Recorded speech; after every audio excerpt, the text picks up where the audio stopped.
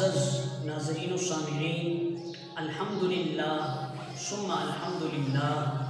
رمضان کی آمد ہے۔ یہ وہ عظیم مہینہ ہے کہ جس کی انتظار رسولوں کے امام الانبیاء حضور صلی اللہ علیہ وآلہ وسلم کیا کرتے تھے۔ یہ وہ عظیم مہینہ ہے کہ جس میں لوگ کثرت سے عبادات کرتے ہیں، کثرت سے لوگ عبادات میں مشغول ہوتے ہیں، دن کے وقت روزہ رکھتے ہیں، دن کو روزے میں گزارتے ہیں، دن کے وقت قرآن کی تلاوت کرتے ہیں، تو رات کے وقت اللہ کی بارگاہ میں قیام کرتے ہیں، رات کے وقت تراویح کی نماز جماعت کے ساتھ ادا کرتے ہیں۔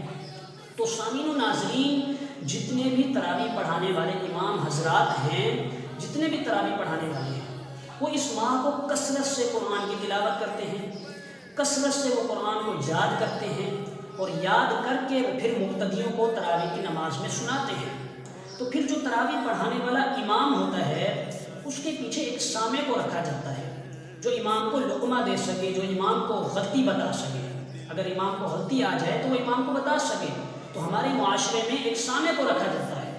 تو سامعین و ناظرین، سامع کا مطلب ہے سننے والا۔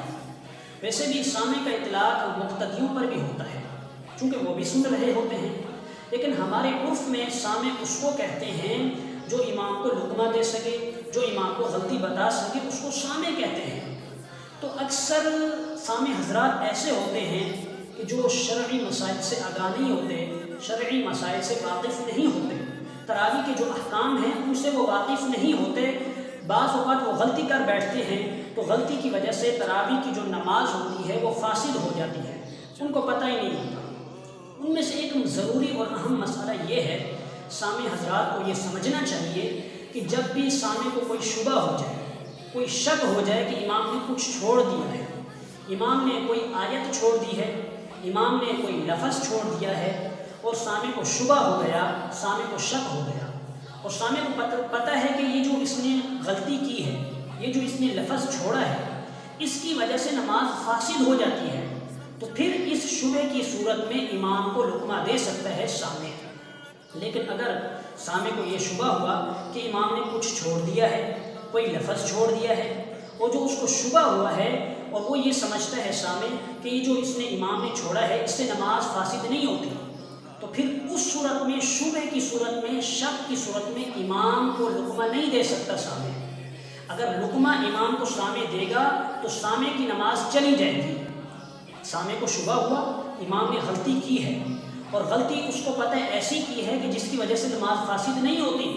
اگر سامع نے بتا دیا، لقمہ دے دیا، تو سامع کی نماز چلی جائے گی، اور سامع کی نماز تو چلی گئی، اور سامع کا لقمہ امام نے لے لیا تو امام کی نماز بھی چلی جائے گی۔ امام کی جب نماز چلی گئی تو پھر جتنے بھی مقتدی ہیں ان کی نماز بھی چلی جائے گی، ان کی نماز بھی فاسد ہو جائے گی۔ اور اکثر ہم تراویح پڑھانے والے جو امام ہوتے ہیں، ان کے جو پیچھے سامع حضرات ہوتے ہیں، دوسرا جو مسئلہ ہے وہ یہ ہے کہ سامع اپنے آپ کو بڑا حافظ قرآن سمجھتے ہوئے امام کو بار بار لقمہ دے رہا ہوتا ہے، تاکہ لوگ یہ سمجھیں کہ یہ سامع جو ہے یہ بڑا حافظ قرآن ہے، اس کو منزل اچھی یاد ہے، تو وہ بار بار لقمہ امام کو دے رہا ہوتا ہے، جہاں پر لقمہ نہیں بنتا وہاں پر بھی وہ لقمہ دے رہا ہوتا ہے۔ تو امام اہل سنت مجدد دین و ملت شاہ امام احمد رضا خان فاضل بریلوی علیہ رحمۃ الرحمن نے ایسے شخص کے بارے میں فرمایا کہ وہ حرام کام کرتا ہے۔ فتاوی رضویہ شریف کی 7ویں جلد کے اندر آپ نے فرمایا اس کا ایسا فعل کرنا، یعنی اس سامع کا ایسا کام کرنا، ایسا فعل کرنا، یہ حرام ہے۔ اب دیکھ لیں، حرام گناہ ہے، یہ گناہ بھی اس کو ملے گا سامع کو۔ اور یاد رکھیے گا، حدیث شریف میں آتا ہے، میرے آقا سید کونین صلی اللہ علیہ وآلہ وسلم نے فرمایا، لوگوں کو خوشخبریاں سناؤ، نفرتیں نہ دلاؤ، نفرتیں نہ سناؤ، خوشخبریاں سناؤ، اور ان کے لیے آسانیاں پیدا کرو، تنگیاں پیدا نہ کرو۔ اور یہاں پر سامع حضرات امام کے لیے تنگیاں پیدا کر رہے ہیں،